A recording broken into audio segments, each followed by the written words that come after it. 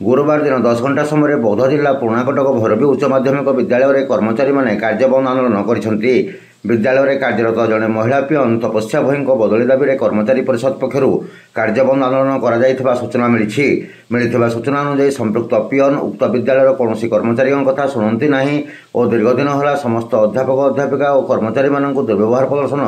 करआसुवा अभियोग होती। ए संपर्क में पूर्व कर्मचारी माने अध्यक्षा और परिचालना कमिटी अध्यक्ष तथा बौद्ध उपजिलापाल निकट में अभियोग करते कौन कार्यानुष्ठान ग्रहण कर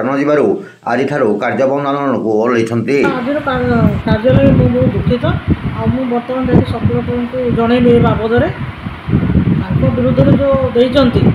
से कार्य कर पियन मान हिसाब से कार्य कर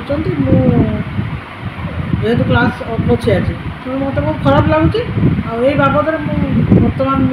ये कर सकुलर टीचर जो आम प्रेसिडेंट बाबद मुझे जनइली जेहतु आडमिशन होता सर काली तो 3 दिन सैला आज हूँ फास्ट दिनटा से जो कार्य बंद ये कर तेणु ए विषय मुझे आज जनइला जहाँ सकुलर डिसीजन ने